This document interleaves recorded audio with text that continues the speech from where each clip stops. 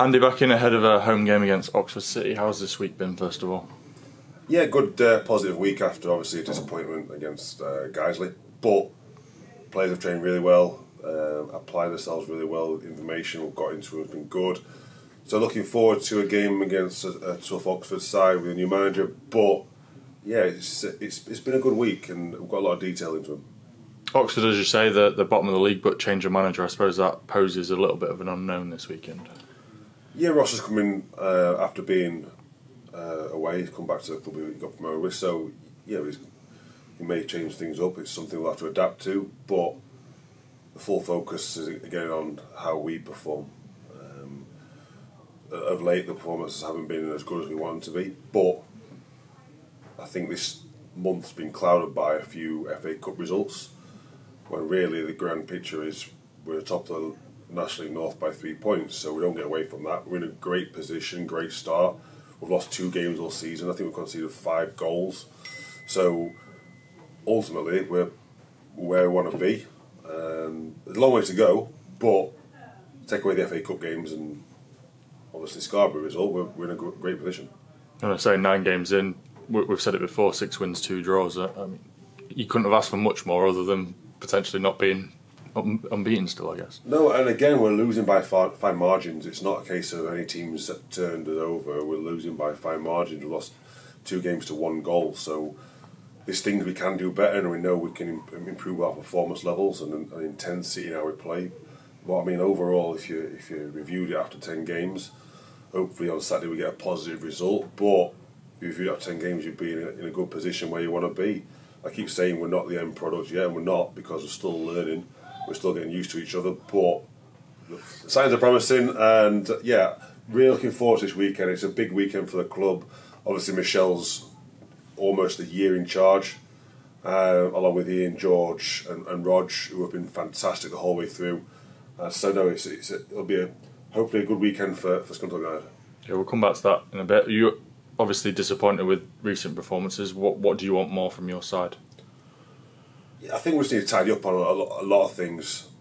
And again, even though we've got the results in the league, I still think we can be better. And I keep demanding off the players, and the staff keep demanding off the players for more and more. So hopefully they can see we're not satisfied with where we are. We've still got a lot to improve on and a lot to get better at, because I still think, I say, even though we've got these results, we're not the finished article yet, and we're still learning, we're still getting used to each other, because it's only 10 games into the season now. So yeah, there's a lot of things that have gone well, but a lot of things we can get better at. In terms of injuries, the only player out was Carlton. How's he getting on? Carlton, yeah, he's had a week's worth of training with Ash and Kieran. This weekend's probably too soon for him. After this, we've got a 2-week break. 2 week of work, which we can chuck into him. So I'm not going to risk him for 1 game. We've got that 2 weeks where we can really build him, really get himself fit, because there's still another 36 games to go after this. So there's a lot of game time for him. I suppose that 2 weeks you can now use as a bit of a reset, a restart, and hopefully get the result at the weekend and then move from there, I guess. Yeah, a reset, a restart, a few wood runs, which the players want to hear. So no, it gives us a good opportunity now to review ourselves, where we are as a position in the league, and where we are in the squad in terms of fitness levels, and we can use it to our advantage. We can obviously, teams around us have got games, so we can use it to an advantage where we work the players, but also with that work we've got to be mindful of the work that they've already done. But I'm always one that wants to get fitter and stronger, so it's not going to be a case of a week of rest, it's going to be a case of a week of hard work.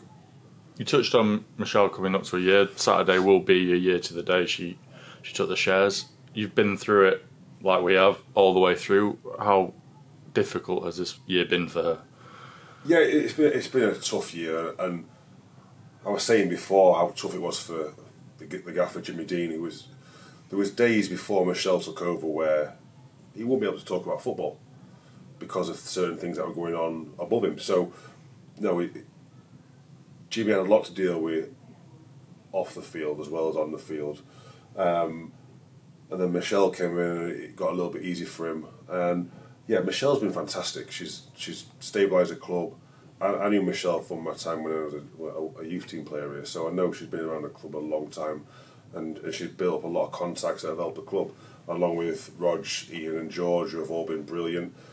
As a club, it's back to where it should be in terms of people who own it, care about it, and then the fans have bought into that, the council have bought into that, and then we're all hopefully going on the right journey to where we want to get to, because there's been people that have come in before and have disrupted what we are, because we are a family club and we are a club that supports the community. So let's get back to that. When I was a youth team player here and used to walk around the ground, there used to be a buzz, and the buzz slightly disappeared before Michelle came in, and you can feel that atmosphere start to build again.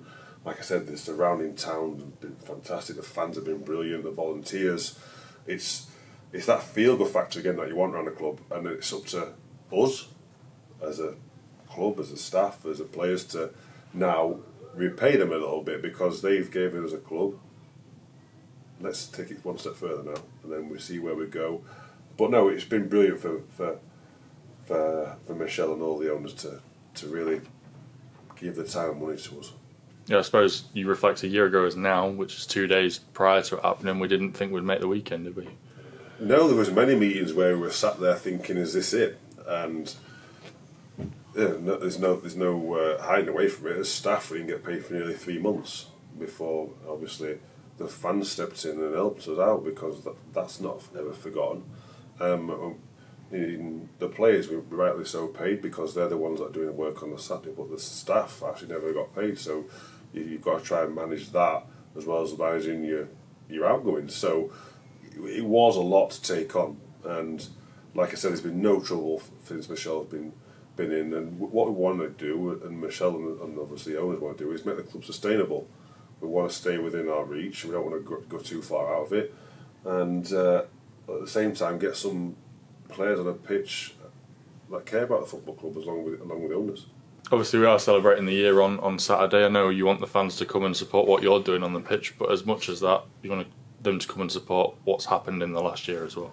Yeah, and again, hopefully the results and again does well for us. But no, a real positive atmosphere, because let's celebrate a year of us rebirth. Really, that's what it is.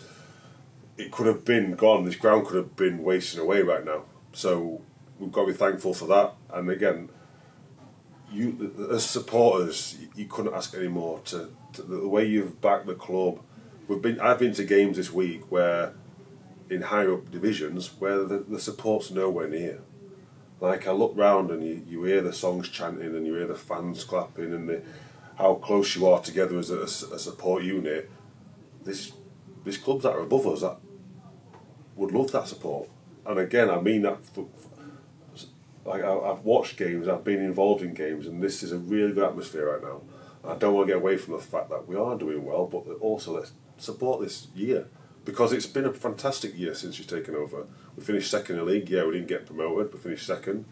We're top of the league right now with 3 points clear. So yeah, let's enjoy this Saturday. But first and foremost, we need to get the result, which obviously is driven by myself and my staff, and the players go and execute what we've asked to them. But look, I'm really looking forward to this Saturday, because it's a little bit of a celebration of what the club's been through, and so I say thankful for Michelle and Ian and Rog and George and everyone that's given money to keep this club alive.